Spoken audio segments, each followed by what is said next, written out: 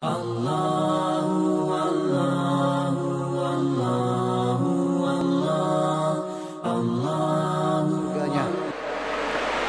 sekalian, pada pertemuan yang lalu telah kita selesaikan 4 perkara yang wajib diketahui oleh seorang muslim, yaitu ilmu. Yang kedua adalah beramal dengan ilmu yang telah kita pelajari. Yang ketiga adalah mendakwakan ilmu yang telah kita dapatkan. Dan yang keempat, bersabar atas ilmu yang telah kita dapatkan atau bersabar dalam menuntut ilmu, bersabar di dalam mengamalkannya, dan bersabar di dalam mendakwakannya.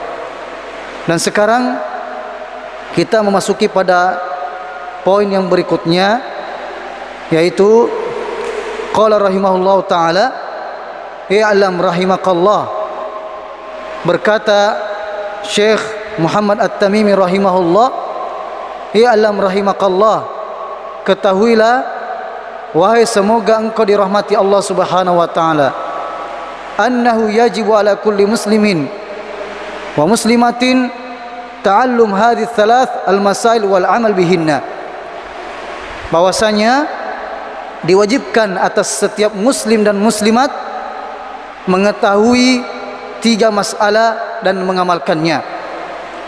Yang pertama, poin yang pertama ini telah kita jelaskan sebahagian pada pekan yang lalu, yaitu kita harus meyakini bahwasannya annallaha khalaqana, Allah Subhanahu wa ta'ala telah menciptakan kita, wa razaqana, dan telah memberikan rezeki kepada kita, telah memfasilitasi untuk kehidupan kita di dunia ini. Namun walam yatrukna hamala, namun setelah menciptakan, Allah Subhanahu wa ta'ala tidak meninggalkan kita begitu saja tanpa adanya petunjuk yang mengarahkan bagaimana kita menyembah Allah Subhanahu wa ta'ala dengan sebenar-benarnya penyembahan. Karena Allah Subhanahu wa ta'ala menyebutkan, ya ayuhan nasu u'budu rabbakum, hai sekalian manusia, sembahlah Tuhanmu yang telah menciptakan kamu, walladzina min qablikum la'allakum tattaqun, dan menciptakan orang-orang sebelum kalian agar kalian menjadi orang yang bertakwa. Nah, untuk meraih predikat takwa ini harus ada yang mengarahkannya. Olehnya itu Allah Subhanahu wa ta'ala bal arsala ilaina rasulan, Allah Subhanahu wa ta'ala mengutus kepada kita rasul agar kita mengikuti arahan-arahan rasul tersebut, sehingga kita tidak tersesat di dalam beribadah. Olehnya itu jamaah sekalian, doa yang sering kita ucapkan di dalam salat kita, ghairil maghdubi wa alaihim waladdallin, bukan jalannya orang-orang yang engkau murkai, yaitu orang-orang Yahudi yang dimana sifatnya mereka adalah mengetahui kebenaran namun tidak mengamalkan kebenaran tersebut, waladdallin, dan juga bukan jalannya orang yang tersesat, yaitu orang-orang yang beramal tanpa didasari dengan ilmu. Olehnya itu, di antara tujuan terbesar diutusnya Rasul adalah untuk mengajari, mengarahkan manusia tata cara ibadah yang benar, mentauhidkan Allah Subhanahu wa ta'ala, untuk merealisasikan tujuan kita diciptakan di muka bumi ini, yaitu menyembah Allah semata. Sebagaimana firman Allah, wa ma khalaqatul jinna wal insa illa liya'budun, tidaklah kami menciptakan jin dan manusia kecuali untuk agar mereka mentauhidkan kami, menyembah kami semata. Faman ata'ahu dakhalal jannah, maka barang siapa yang mentaati Rasul yang diutus tersebut, maka dia akan masuk surga. Wa man asahu dakhalan nar, Dan barang siapa yang bermaksiat kepada Rasul tersebut, tidak mentaatinya, maka dia akan memasuki neraka. Dan telah kita sebutkan hadis yang berkenaan dengan ini adalah sabda Nabi sallallahu alaihi wasallam, kullu ummati yadkhulunal jannah, setiap umatku akan masuk surga, illa man aba, kecuali orang yang tidak mau masuk surga. Faman ya'bar ya Rasulullah, maka sahabat mengatakan, siapakah yang tidak mau masuk surga ya Rasulullah? Maka Rasulullah SAW bersabda, faman ata'ani dakhalal jannah, barang siapa yang mentaatiku, mengikutiku, maka mereka lah yang akan masuk surga. Mereka adalah orang yang mau masuk surga. Wa man asani faqad aba, dan barang siapa yang bermaksiat kepadaku tidak mengikutiku, maka dia yang akan masuk neraka. Naudzubillahi min dzalik. Dan mereka adalah orang-orang yang tidak mau masuk surga. Kalau kita ditanya, jamaah sekalian, maukah kita masuk surga? Pasti kita semua menjawab mau masuk surga. Siapapun orang muslim kita tanyakan, mau masuk surga? Mau masuk surga. Tapi yang jadi masalah, ada langkah-langkah yang dia tempuh untuk masuk surga. Mau masuk surga tapi tidak sholat, mau masuk surga tapi bermaksiat kepada Allah Subhanahu wa taala, mau masuk surga tapi tidak mentaati Rasulullah sallallahu alaihi wasallam dan tidak mengikuti Nabi sallallahu alaihi wasallam. Padahal Allah mengatakan, kul in kuntum tuhibbunallah fattabi'uni, jikalau engkau benar-benar mengaku cinta kepada Allah, maka ikutilah Rasulullah sallallahu alaihi wasallam, yuhibbukumullah, maka Allah pun akan mencintai kalian dan mengampuni dosa-dosa kalian.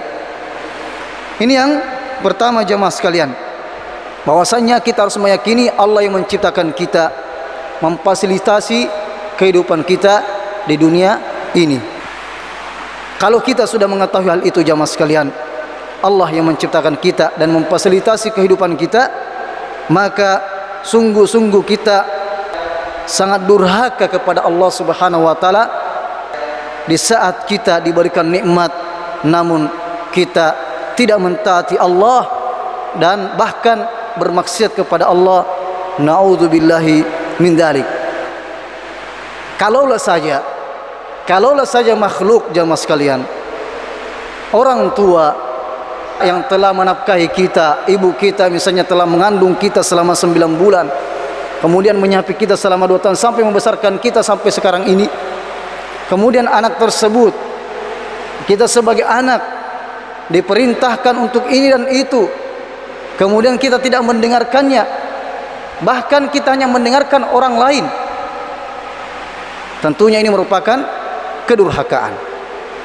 Allah Subhanahu wa taala yang telah menciptakan kita, memfasilitasi kehidupan kita segala-galanya, memberikan kita kehidupan dan telah menjamin rezeki kita.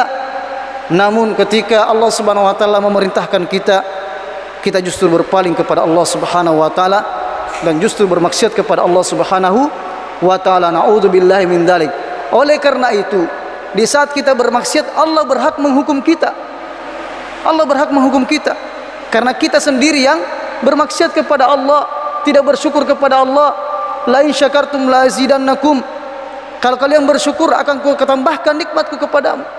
Wa la in kafartum inna adzabi la syadid, jikalau kalian kufur maka sesungguhnya azabku sangat pedih. Olehnya itu jamaah sekalian, di antara hal agar kita terhindar dari maksiat kepada Allah Subhanahu wa taala, senantiasa kita mengingat nikmat Allah Subhanahu wa taala, nikmat mata, nikmat bisa melihat, nikmat pendengaran, nikmat bernapas dan sebagainya. Kalaulah kita bermaksiat kepada Allah Subhanahu wa taala, tidakkah kita malu kepada Allah Subhanahu wa taala? Tidakkah kita takut kepada Allah Subhanahu wa taala? Jika Allah Subhanahu wa taala mencabut pendengaran kita, mencabut penglihatan kita dan mencabut nyawa kita, bahkan naudzubillah min dzalik, dalam keadaan bermaksiat kepada Allah Subhanahu wa taala, wa naudzubillahi min dzalik. Ini diantara hal jamaah sekalian, dengannya seseorang akan menghindarkan maksiat kepada Allah Subhanahu wa taala dengan senantiasa mengingat semua nikmat-nikmat Allah Subhanahu wa taala yang kita rasakan sampai sekarang ini. Kita bernapas sampai sekarang jamaah sekalian dengan oksigen gratis dari Allah. Saudara-saudara kita sudah dibantu pernapasan di rumah sakit.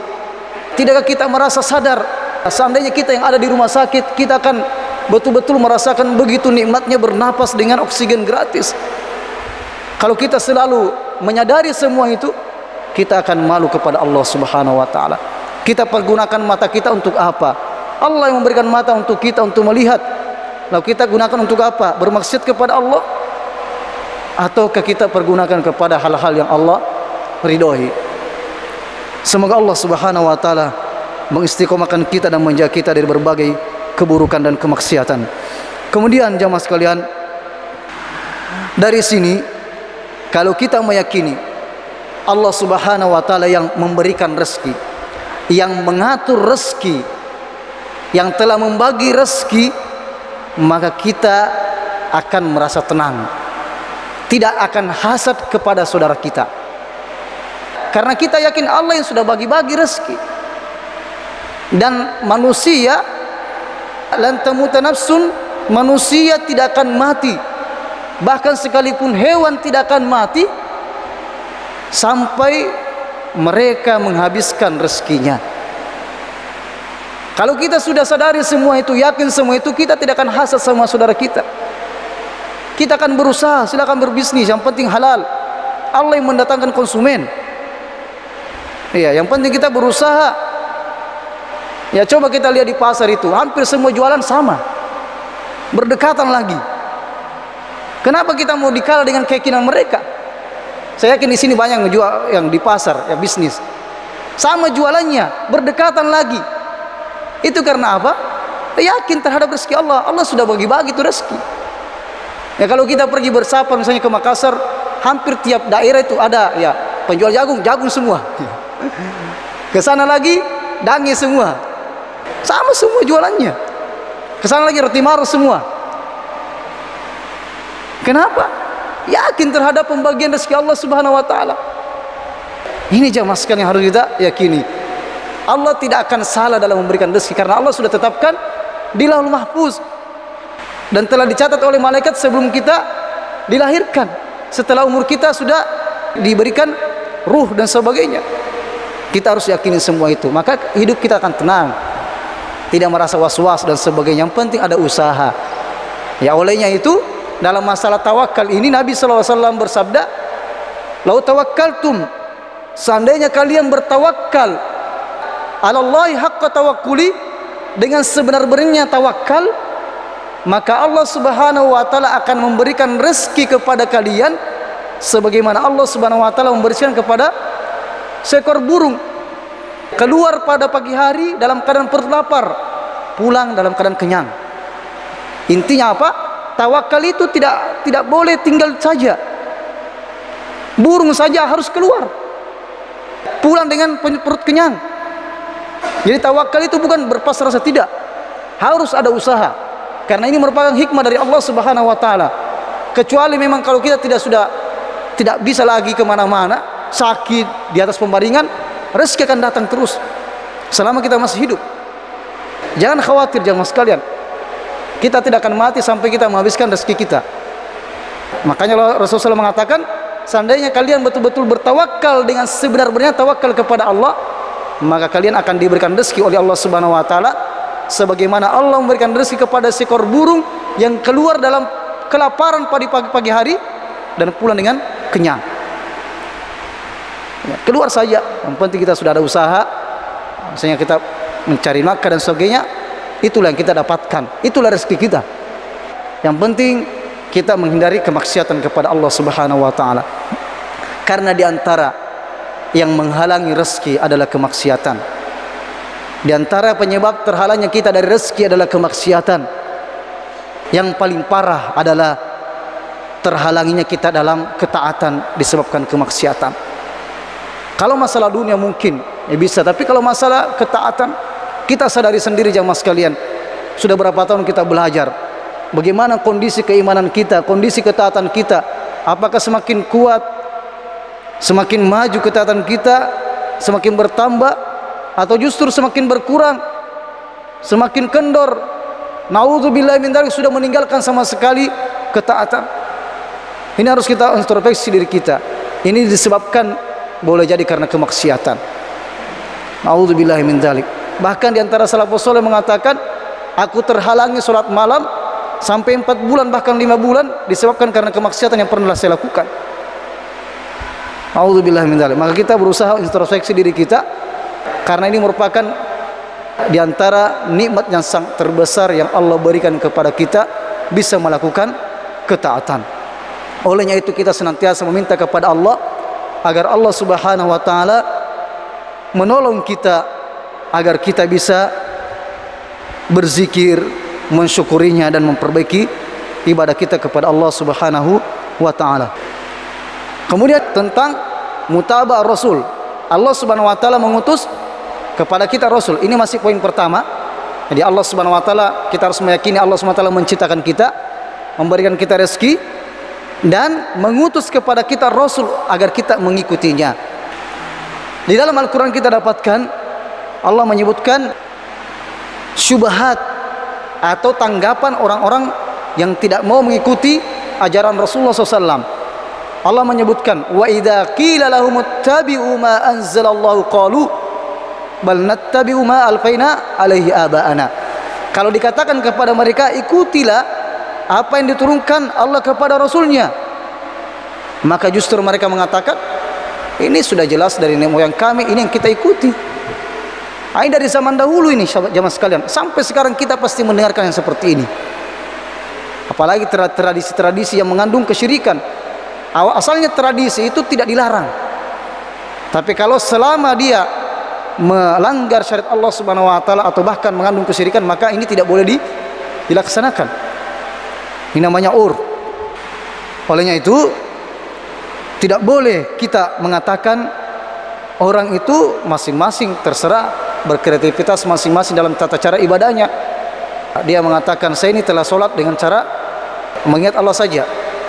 Nauzubillah min dzalik. Ini sudah menyimpang, tentunya menyimpang dan menyelisihi ajaran Rasulullah sallallahu alaihi wasallam. Ya, olehnya itu kalau ada orang seperti ini, perlihatkan tadi ayat itu, atau sebelumnya kita kasih ketahui, beritahukan kepada mereka Rasulullah SAW saja telah dijamin masuk surga, tapi sampai sholat sampai bengkak kakinya. Anda ini siapa? Tidak ada yang jamin masuk surga, baru mengatakan saya sudah sholat dalam hati. Siapa yang Anda ikuti? Tentunya syaitan yang diikuti. A'udzubillah min dzalik. Ini yang pertama. Kemudian yang kedua, kita sebutkan ayat tersebut, kul in kuntum tuhibbunallah, dalam surah Al-Imran. Allah mengatakan, kalau kalian betul-betul mengaku cinta kepada Allah, fattabi'uni, ikutilah Rasulullah sallallahu, ikutilah Rasulullah sallallahu alaihi wasallam. Di sini penulis kitab ini yang mensyarah kitab ini, beliau mengatakan dari perkataan muallif, wa razaqana, Allah Subhanahu wa taala yang telah memberikan kita rezeki. Fa inna Allah Subhanahu wa taala huwar razzaq, Allah Subhanahu wa taala maha pemberi rezeki. Inna Allah huwar razzaqu dzul quwwatil matin, sesungguhnya Allah Subhanahu wa taala maha pemberi rezeki dan maha kuat. Fa inna Allah taala razzaqa jami' khalqihi, sesungguhnya Allah Subhanahu wa taala memberikan rezeki pada semua makhluk. Al mu'min minhum, baik itu orang yang beriman, wal kafir, dan termasuk orang kafir. Termasuk orang kafir diberikan rezeki. Siapa yang menciptakan orang kafir? Allah. Siapa yang memberikan mereka nafas? Allah Subhanahu wa taala. Ini menunjukkan rahmatnya Allah Subhanahu wa taala sangat luas, yang dikatakan Ar-Rahman. Ar-Rahman, may ya'qil wa man la ya'qil. Allah Subhanahu wa taala memberikan rezeki kepada orang yang berakal dan yang tidak berakal, baik itu manusia maupun hewan. Sawa'un kana al-kasbu minal halal am minal haram. Apakah rezeki itu didapatkan dari cara yang halal maupun cara yang haram? Rezeki atau hasil yang didapatkan dari cara yang haram termasuk juga rezeki, tapi rezeki yang haram, karena mereka sendiri yang mencari jalan yang salah. Fahuwa min rizqillahi, lakin yusabul abdu alal halal, namun tentunya Allah Subhanahu wa taala akan memberikan balasan ganjaran pahala di saat seorang hamba mencari rezeki dengan cara halal, wa yu'aqabu alal haram, dan Allah Subhanahu wa taala akan menghukumnya di saat mereka mencari rezeki dalam cara yang haram. Dan kita harus yakini jamaah sekalian, semua yang Allah halalkan untuk kita itu untuk kebaikan kita juga, dan semua apa yang Allah haramkan untuk kita maka sesungguhnya itu untuk kebaikan kita juga. Karena Allah Subhanahu wa taala Maha Hakim, Maha Bijaksana, dan kita harus berbaik sangka kepada Allah Subhanahu wa taala. Kemudian beliau mengatakan warizqullahi 'am wa khas. Rezekinya Allah Subhanahu wa taala ada secara umum dan ada secara khusus. Fal 'am huwa rizqu jamil khalqi. Adapun rezeki secara umum ini mencakup semua makhluk Allah Subhanahu wa taala. Wa ammal khas, adapun rezeki yang khusus, fa huwa rizqil qulub, yaitu rezeki asupan gizi hati. Ini secara khusus. Walhu al ilmu wal huda, yaitu ilmu, petunjuk, iman. Ini merupakan gizinya hati semua. Fa inna hadzal rizq yamunnu bihi ala may yasha'u min ibadi. Dan sesungguhnya rezeki, ilmu, petunjuk, hidayah, keimanan ini hanya Allah berikan kepada siapa yang Allah kehendaki dan Allah pilih.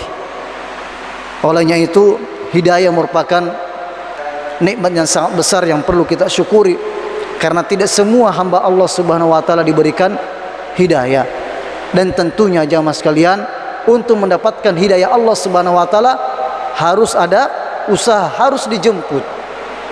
Walladzina ihtadau zadahum huda. Adapun orang-orang yang berusaha mengikuti petunjuk tersebut, maka Allah akan menambah petunjuk baginya. Dalam surat Muhammad, walladzina ihtadau zadahum huda wa atahum taqwahum. Adapun orang-orang yang berusaha menumpu petunjuk tersebut, menjemput hidayah tersebut, zadahum huda, Allah akan menambahkan hidayah baginya. Wa atahum taqwahum, dan Allah akan memberikan ketakwaan baginya. Ya, perlu dijemput, jangan mengatakan kalau memang Allah berikan hidayah saya akan datang hidayah tersebut. Tidak boleh seperti itu. Sama dengan rezeki. Kalau kalian seperti itu meyakini demikian, tinggal saja di rumah, tidak usah pergi kerja. Sama dengan hidayah, harus dijemput. Harus dijemput. Salah satunya dengan menuntut ilmu seperti ini. Menuntut ilmu seperti ini Allah mengatakan walladzina jahadu fina, orang-orang yang bersungguh-sungguh di jalan kami, walladzina jahadu fina lanahdiyannahum subulana, maka kami akan memberikan petunjuk, mengarahkan mereka kepada petunjuk-petunjuk kami. Sekali lagi, hidayah itu dijemput, bukan sekedar berpangku tangan. Sama dengan rezeki, ya, karena ini merupakan rezeki yang khusus, yang hanya Allah Subhanahu wa taala berikan kepada orang-orang yang dikehendaki Allah Subhanahu wa taala, orang-orang yang dipilih oleh Allah Subhanahu wa taala. Di dalam surah Al-Anfal, Allah Subhanahu wa taala menyebutkan walau alimallahu fihim khaira la asma'ahum. Kalau Allah Subhanahu wa taala mengetahui bahwasannya di dalam hatinya ada keinginan kebaikan, maka Allah akan memberikan hidayah dengan apa? Menggunakan pendengaran mereka untuk mendapatkan hidayah. Mengapa Allah Subhanahu wa taala menetapkan Abu Lahab mati dalam kafir? Karena Allah Subhanahu wa taala telah mengetahui sebelum menciptakan langit dan bumi, telah mengetahui bahwasanya Abu Lahab nantinya tidak ada sama sekali keinginan untuk baik. Makanya Allah Subhanahu wa taala tetap telah menetapkan di Lauhul Mahfuz. Karena kita sudah diberikan pilihan jalan takwa, al-fujur fa'alhama fujuraha wa taqwaha. Jadi kita yang memilih.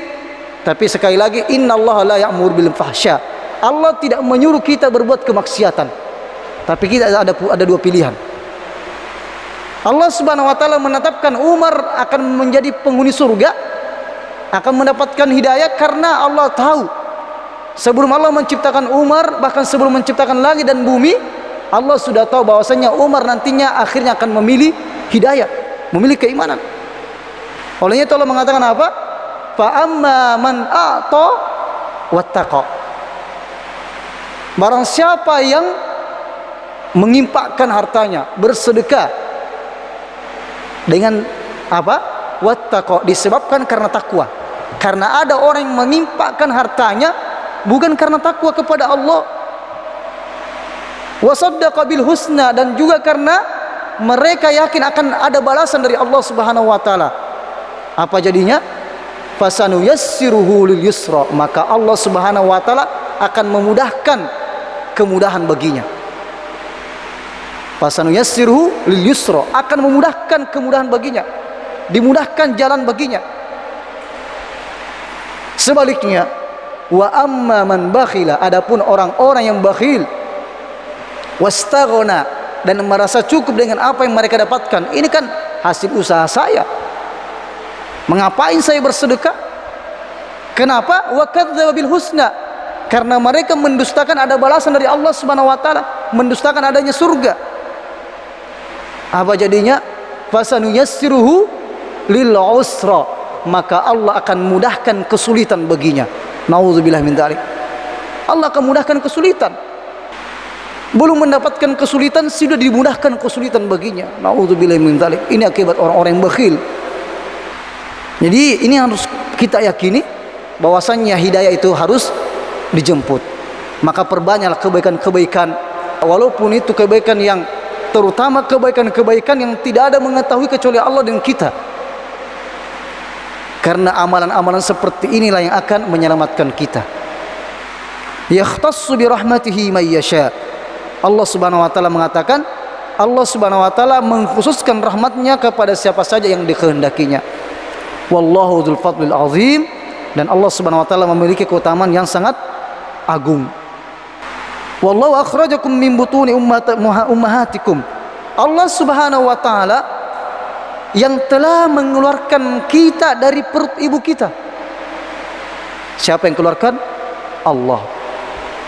Jangan kira kita mengatakan keluar sendiri, ya. Allah yang memudahkan keluar itu. Kita ketika masih dalam perut ibu, Allah yang memudahkan keluar. Ada yang ditakdirkan meninggal di dalam perut, ada yang ditakdirkan di saat lahir langsung meninggal. Dan kita bersyukur sesyukur-syukurnya Allah Subhanahu wa taala masih memberikan kehidupan kita kepada kita sampai sekarang ini. Allah mengatakan apa? La ta'lamuna syai'a. Kalian keluar dari perut ibu kalian itu, kalian tidak mengetahui sesuatu apapun. Taunya cuma nangis saja. Dari sini jamaah sekalian, kalau kita yakin itu, ngapain kita sombong dengan ilmu kita? Kita ini berilmu karena Allah yang mudahkan kita mendapatkan ilmu apapun itu. Karena kita lahir dalam keadaan tidak mengetahui apa-apa. Makanya kita tidak boleh kita sombong. Jangan kita sama sekali sombong terhadap apa yang telah kita dapatkan. Karena Allah yang memudahkan kita. La ta'lamuna syai'a wa ja'ala lakumus sam'a. Dialah Allah Subhanahu wa taala yang memberikan kalian pendengaran, memberikan kalian penglihatan, wal afidah, hati, la'allakum tashkurun, agar kalian mensyukuri semua itu. Bagaimana caranya mensyukurinya? Menggunakan pendengaran ini pada hal yang dihalalkan oleh Allah, pada hal yang diridhai oleh Allah Subhanahu wa taala. Menggunakan penglihatan ini pada hal-hal yang diridhai oleh Allah Subhanahu wa taala. Menggunakan hati ini pada hal-hal yang diridhai oleh Allah Subhanahu wa taala. Begitulah cara kita bersyukur. Wa qad manna Allahu 'alaina bil ilmi wal ma'rifah. Allah Subhanahu wa taala telah memberikan kita ilmu dan pengetahuan. Wa 'alimna ma lam nakun na'lam. Dan Allah Subhanahu wa taala telah mengajarkan kita apa yang sebelumnya kita tidak ketahui. Sehingga Nabi Adam alaihissalam mengatakan apa? Qalu subhanaka la ilma lana illa ma 'allamtana. Subhanallah. Ketika Nabi Adam disuruh menyebutkan satu persatu nama-nama benda, maka akhirnya beliau mengatakan apa? Qalu subhanak Maha suci Allah ya, Maha suci ya Allah. Ya la ilma lana illa ma 'allamtana. Tidak ada yang kami ketahui kecuali apa yang telah Engkau ajarkan kepada kami ya Allah. Ya, termasuk diantaranya malaikat yang termasuk dalam ayat ini. Bahwasanya kita tidak mengetahui apa-apa kecuali apa yang Allah telah ajarkan kepada kita. Dan Allah Subhanahu wa taala telah mengutus kepada kita Rasul yaitu Muhammad sallallahu alaihi wasallam dan menurunkan kitab melalui beliau sallallahu alaihi wasallam. Kata Allah Subhanahu wa taala, laqad manallahu 'alal mu'minin. Allah Subhanahu wa taala telah menganugerahkan berupa nikmat yang sangat besar 'alal mu'minin kepada orang yang beriman. Idz ba'atsa fihim rasulan min anfusihim. Di saat Allah Subhanahu wa taala mengutus kepada mereka rasul dari kalangan mereka sendiri. Yatlu alaihim. Apa tugas rasul? Yatlu alaihim ayatihi, membacakan ayat-ayat Allah Subhanahu wa taala.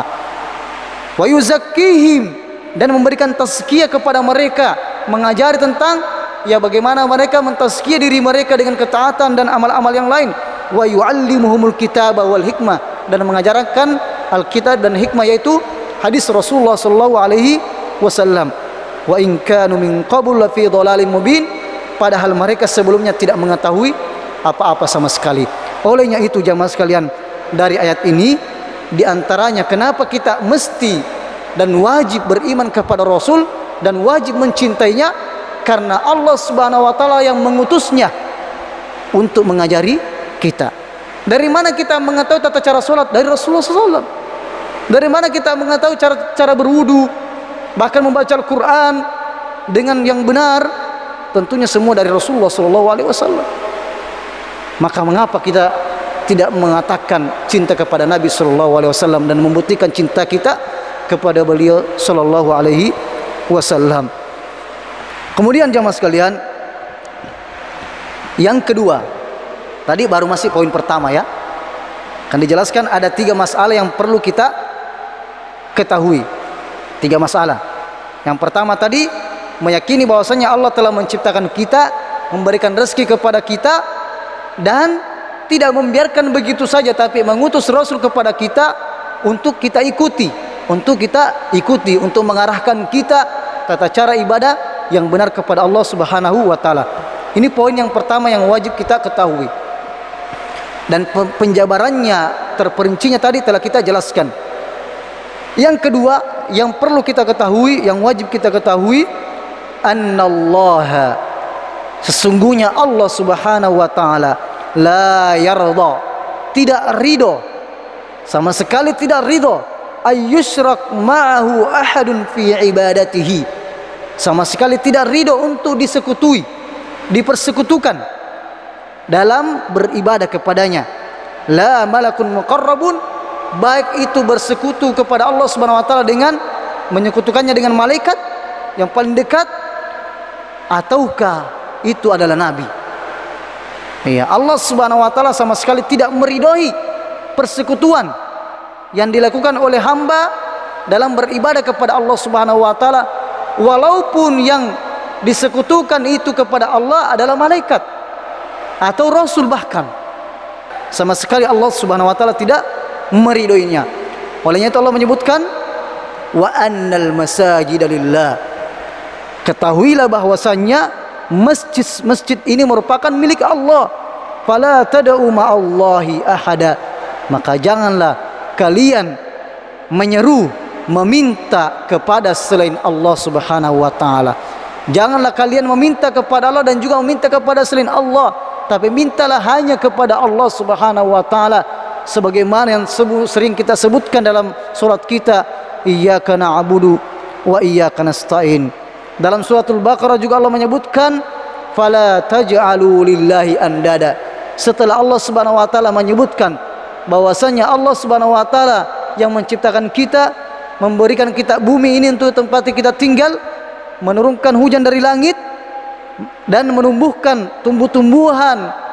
Setelah Allah menurunkan air hujan, maka Allah mengatakan fala taj'alu lillahi andada, dan janganlah kalian mempersekutukan kepada sesuatu. Sehingga syirik ini merupakan dosa yang sangat besar tidak akan diampuni oleh Allah Subhanahu wa taala ketika seseorang meninggal dengan kesyirikan tersebut. Karena sesuatu kezaliman yang sangat besar. Inna syirka la zulmun azim. Sesungguhnya syirik merupakan kezaliman sangat besar. Apa artinya kezaliman? Menempatkan sesuatu bukan pada tempatnya. Bagaimana tidak zalim? Allah yang menciptakan kita, kemudian orang ini ia meminta kepada selain Allah, menyembah kepada selain Allah, padahal Allah yang menciptakannya. Ya, mereka membawa sesajen ke lautan, ke darat, ke mana, ke sungai dan sebagainya, padahal penghuni laut tersebut atau jin-jin atau syaitan yang memberikan, yang berada pada laut tersebut atau sungai tersebut tidak pernah menciptakan mereka. Bukan mereka yang memberikan kehidupan. Ini kan kezaliman. Kezaliman sangat besar. Makanya Allah Subhanahu wa taala sangat membenci perbuatan syirik ini. Walaupun kita salat, zakat, haji dan semua amalan-amalan yang baik, tapi kalau kita melakukan kesyirikan sedikit pun, maka Allah Subhanahu wa taala mengatakan, la in asyrakta la yahbatanna 'amaluk. Kalau kalian berbuat syirik, semua amalan kalian akan terhapus. Dan Nabi SAW berdakwah di Mekah selama 13 tahun lamanya, jamaah sekalian, hanya ingin memperjuangkan kalimat la ilaha illallah, agar manusia meninggalkan penyembahan kepada selain Allah Subhanahu wa taala, agar manusia kembali kepada tujuan hidupnya, yaitu wa ma khalaqatul jinna wal insa illa liya'budun, agar manusia mengaplikasikan perkataannya di dalam salat, iyyaka na'budu wa iyyaka nasta'in, yang merupakan firman Allah Subhanahu wa taala. Wa fi hadza itsbatu sifatur ridha lillahi subhanahu wa taala. Di dalam ayat Allah Subhanahu wa taala menyebutkan, in takfuru fa innallaha ghaniyun ankum. Jikalau kalian kufur kepadaku, maka sesungguhnya Allah Maha Kaya, tidak butuh kepada kalian. Ya, terkadang ada pemahaman kita berat melakukan kebaikan karena seakan-akan Allah butuh sama kita. Padahal tidak demikian. Bahkan kita lah yang membutuhkan Allah Subhanahu wa taala. Allah menyuruh kita salat untuk kebaikan kita. Allah menyuruh kita puasa untuk kebaikan kita, dan semua ibadah-ibadah yang Allah perintahkan kepada kita untuk kemaslahatan kita juga. Seandainya semua manusia dari kalangan jin dan manusia, ya dari awal sampai terakhir bertakwa kepada Allah Subhanahu wa taala, tidak sedikit pun bisa menambah kerajaan Allah Subhanahu wa taala. Begitu pula sebaliknya, seandainya jin dan manusia dari awal sampai yang terakhir semuanya kufur kepada Allah Subhanahu wa taala, tidak sedikit pun mengurangi kerajaan Allah Subhanahu wa taala. Kita lah yang butuh kepada Allah Subhanahu wa taala, dan Allah mengatakan kalau kalian kufur, maka sesungguhnya Allah tidak butuh kepada kalian. Wala yarda li ibadihil kufur. Namun Allah Subhanahu wa taala sangat tidak meridhoi perbuatan kekufuran. Wa in tashkuru yardahu lakum. Namun kalian kalau syukur kepada Allah, karena lawannya kufur adalah syukur. Ada namanya kufur nikmat. Syukur dengan beribadah kepada Allah semata. Wa in tashkuru yardahu lakum. Kalau kalian syukur kepada Allah, maka Allah akan meridhoi kalian. Kata-kata yardahu lakum ini merupakan di antara sifat Allah Subhanahu wa taala, apa itu? Ridha. Di antara keyakinan Ahlussunnah wal Jamaah menetapkan bahwasanya Allah Subhanahu wa taala memiliki sifat ridha. Sifat ridha ini kenapa? Di antara kelompok-kelompok menyimpang, mereka mengingkari sifat ridha Allah Subhanahu wa taala. Katanya kalau kita meyakini sifat ridha untuk Allah, berarti sama dengan makhluk. Karena makhluk juga punya keridhaan. Padahal jelas-jelas sekali dalam ayat dan jelas sekali dalam hadis Nabi sallallahu alaihi wasallam, ridallahi fi ridal walidain.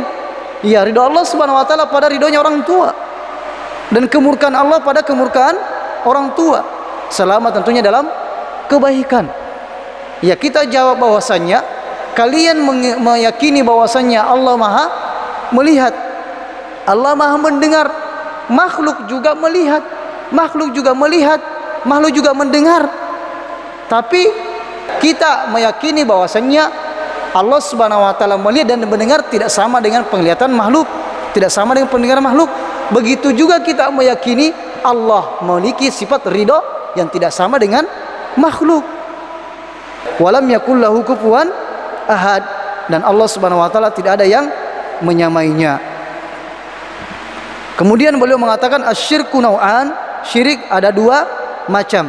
Syirik akbar wa syirku asghar, syirik besar dan syirik kecil. Dan pembagian kesyirikan ini memiliki penjelasan yang sangat panjang, dan sekira waktu sudah masuk, semoga Allah Subhanahu wa taala memberikan keteguhan kepada kita semuanya dan memberikan kita kesempatan pada kesempatan berikutnya untuk sama-sama kembali dalam bermajelis. Semoga Allah Subhanahu wa taala mengistiqomahkan kita di jalannya dan mewafatkan kita di atas hidayah ini. Subhanakallahumma wa bihamdik, asyhadu an la ilaha illa anta, astaghfiruka wa atubu ilaik. Wa sallallahu ala nabiyina Muhammad walhamdulillahi rabbil alamin. Assalamualaikum warahmatullahi wabarakatuh.